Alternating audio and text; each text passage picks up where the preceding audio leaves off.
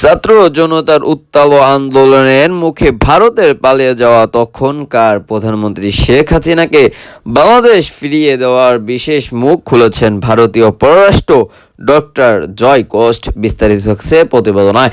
তিনি বলেন, এ বিষয়ে গণমাধ্যমের প্রতিবেদনায় চাপে পড়ে নয়, কূটনৈতিক প্রক্রিয়া মাধ্যমে বাংলাদেশের সরকারের অন্তর্বর্তী সরকারের সঙ্গে কার্যক্রম পরিচালনা করছেন নয়াদিল্লি। স্থানীয় সময় মঙ্গলবার 10 সেপ্টেম্বর জার্মানির রাজনৈতিক বার্লিন এক সাংবাদিক সম্মেলনে বাংলাদেশ ক্ষমতাচ্যুত প্রধানমন্ত্রী শেখ হাসিনার পদপুণ্য নিয়ে এক প্রশ্নের জবাব ভারতের পররাষ্ট্রমন্ত্রী কথা বলেন। এ সময় জার্মান পররাষ্ট্রমন্ত্রী জানালো, বিআর এই তথ্য জানান ভারতীয় সংবাদ সংস্থা ইকে টাইমস প্রতিবেদনায় থেকে এই তথ্য জানা গেছে।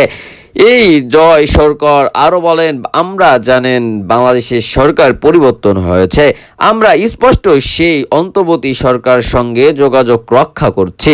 আমরা কূটনৈতিক চ্যানেল মাধ্যমে এটি করি, গণমাধ্যমে সে প্রতিবেদনাগুলা প্রকাশিত হয়। আর ভিডিওতে এই যোগ্য রক্ষা করা জরুরি নয়। গত 5 আগস্ট ছাত্র জনতার মুখে পদত্যাগ করে দেশ ছেড়ে চলে গেছেন পর শেখ হাসিনা ভারতের অবস্থান করেছেন বাংলাদেশের অন্তর্বর্তী সরকারের উপদেষ্টা। গণমাধ্যমের শেখ হাসিনার সমস্ত পদপুণ্যে বিষয়ের কথা বলছেন, কারণ তার বিরুদ্ধে শতাধিক হত্যা মামলা রয়েছে।